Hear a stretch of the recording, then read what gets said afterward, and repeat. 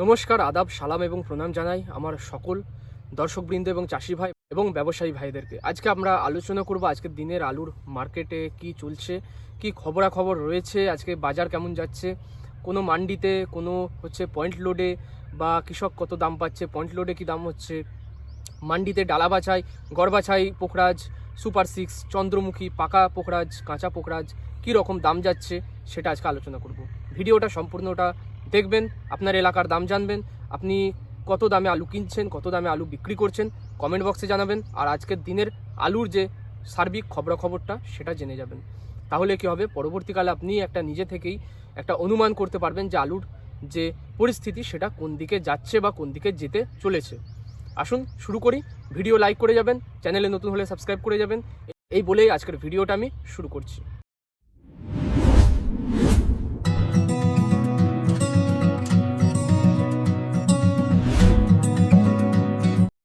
দেখুন, আজকে প্রথমেই আপনাদের সঙ্গে আলোচনা করে নেব যে কৃষক ভাই আজকে আলুর কি দাম পাচ্ছে মাঠে।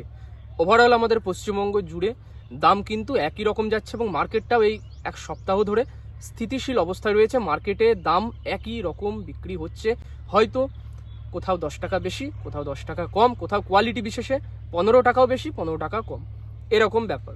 মানে মার্কেটটা কীরকম রয়েছে, মার্কেটটা আপনার কৃষকের জন্য যেটা চাষির দাম মাঠে যেটা পাচ্ছে, সমস্ত কিছু বাদশাহ দিয়ে মাঠে যে দামটা কৃষক হাতে পাচ্ছে, যে দামটা সেটা এসে দাঁড়িয়েছে 240 থেকে 260 টাকা এর মধ্যে। এর চেয়ে বেশি কৃষক এক পয়সাও পোখরাজ আলুর 50 কেজির বস্তায় পাচ্ছে না, কাঁচা পোখরাজ, বুঝেছেন।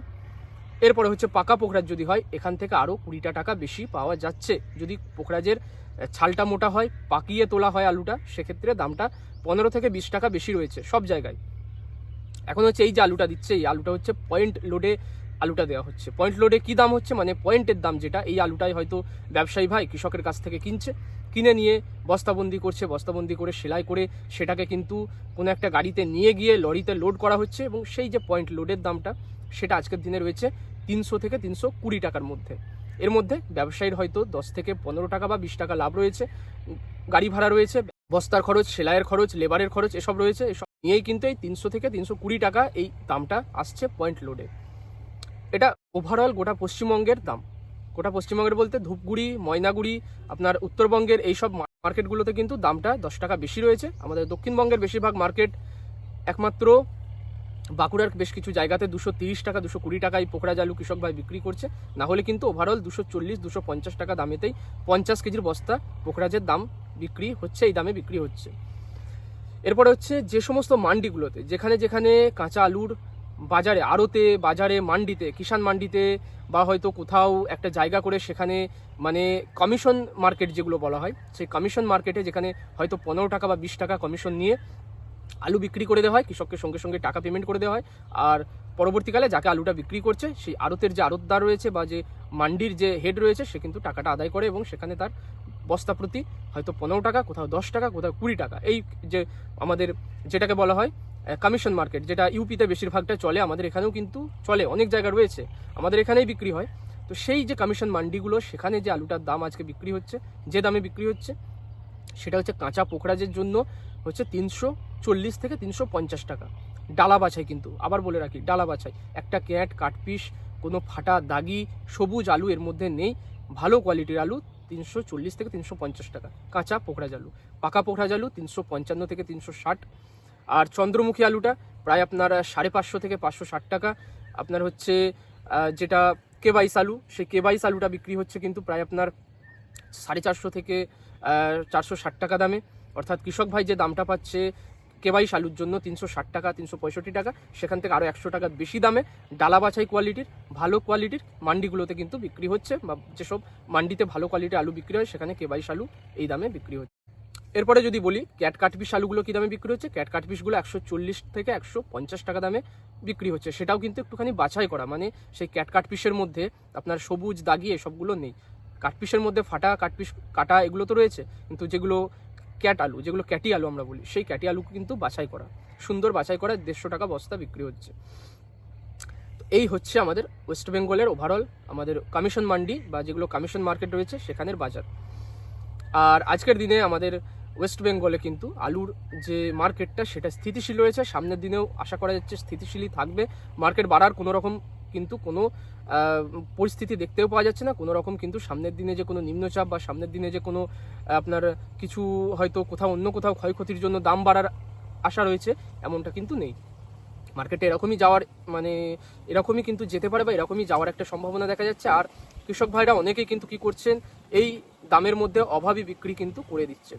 মানে অভাবের তাড়নায় হয়তো ধার নেওয়া আছে, যে ব্যবসায়ীর কাছে আলু বীজ নেওয়া ছিল সেখানে ধার নেওয়া ছিল, চাপান ধারে নেওয়া ছিল, বা হয়তো লোন করে বন্ধক দিয়ে কিছু একটা বন্ধক দিয়ে তারা আলু লাগিয়েছে, তাদেরকে অভাবের তাড়নায় কিন্তু আলু বিক্রি করে দিতে হচ্ছে এই দামে। সরকারের দিকে কোনো রকম নজর নেই, কোনো রকম এত অনুরোধ, এত মানে চিঠি লেখালেখি, এত কিন্তু সোশ্যাল মিডিয়ায় গিয়ে সেখানে কমেন্ট করা, তাদের সঙ্গে যোগাযোগ করা সত্ত্বেও সরকারের তরফ থেকে কোনো রকম কোনো স্টেপ এই বিশেষে কিন্তু নেওয়া হয়নি। এমএসপি বা মিনিমাম সাপোর্ট প্রাইসের কোনো রকম খবর নেই। দেখা যাক, যদি আলু উঠুক, স্টোর খুলুক, দেখা যাক যদি সরকার এবারে আলুর জন্য অ্যাটলিস্ট 500 থেকে 550 টাকাও মিনিমাম সাপোর্ট প্রাইস রাখে, তাহলেও কিন্তু অনেক কৃষক এবছর বেঁচে যাবে। না হলে অধিকাংশ কৃষককে কিন্তু এবছর শেষ দেখতে হবে আলু চাষের। এবছর যদি এরকমই চলতে থাকে কিন্তু এই যে পরপর 2-3 বছর এইভাবে কৃষক লোকসান খেলো, কৃষক কিন্তু হয় আলু চাষ ছাড়বে, না হলে কৃষক শেষ হবে। কোনো না কোনো একটা কিছু কিন্তু এবছর ঘটতে চলেছে। তো এটা রুখতে সরকার অবশ্যই মিনিমাম সাপোর্ট প্রাইস ঘোষণা করুক আলুর জন্য, যে হ্যাঁ আমরা একটা সহায়তা করব, তাতে আলু কিনে হোক, আলু বাইরে রপ্তানির ব্যবস্থা করে হোক, বা আলুর উপরে একটা মিনিমাম মানে মূল্য স্থির বা ধার্য করে হোক, যে কোনোভাবে হোক সরকার কিন্তু কিছু একটা করা তার উচিত। না হলে কিন্তু এভাবে আলু চাষ কৃষক ছেড়ে দিতে বাধ্য হবে। আরেকটা বিষয় যেটা হচ্ছে, এবছরও কিন্তু কোনো রকম মাঠেতে যে থার্ড পার্টি বা যারা হয়তো অন্য কোনো পেশার সঙ্গে যুক্ত এবং আলু রাখেন, আলু কেনেন, আলুর উপরে ইনভেস্ট করেন, সেসব পার্টিদের কিন্তু দেখা নেই। ওই যে 2024 সালে বর্ডার বন্ধ করে যে ক্ষতিটা কৃষকের কিন্তু করেছে সরকার, তার ভরপাই কিন্তু এখনও হচ্ছে। এখনও অবধি কোনো রকম বাইরের পার্টিরা যারা আলুর উপরে মানে ইনভেস্ট করতো, যারা আলু কিনে রাখতো, তারা কিন্তু আলুর ধারে পাশে আসছে না। শুধুমাত্র যে সমস্ত ব্যবসায়ীরা ধার দিয়ে রেখেছে তারা বাধ্য হয়ে আলুটা কিনছে এবং আলুর মার্কেটটা এরকম রয়েছে।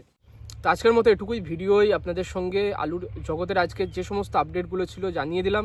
কি মার্কেট হয়েছে, কি দামে বিক্রি হচ্ছে, সেগুলো একটুখানি আলোচনা করলাম। খুব শর্ট টাইমের মধ্যে আপনাদেরকে আজকে ভিডিওটা দিলাম। ভিডিও ভালো লাগলে অবশ্যই লাইক করে যাবেন, লাইক করতে পিছপা হবেন না। আলুর জগতের সমস্ত খবর সঠিক এবং আপনাদেরকে সব থেকে আগে পৌঁছে দিতে আমি চেষ্টা করি, এবং আমাদের চ্যানেলের সেই উদ্দেশ্যই যে সঠিক খবর কৃষকের কাছে পৌঁছে দেওয়া, ব্যবসায়ীর কাছে পৌঁছে দেওয়া, বা যাতে কৃষকের ভালো হয় সেই চেষ্টা করা। দেখা হবে পরের ভিডিও।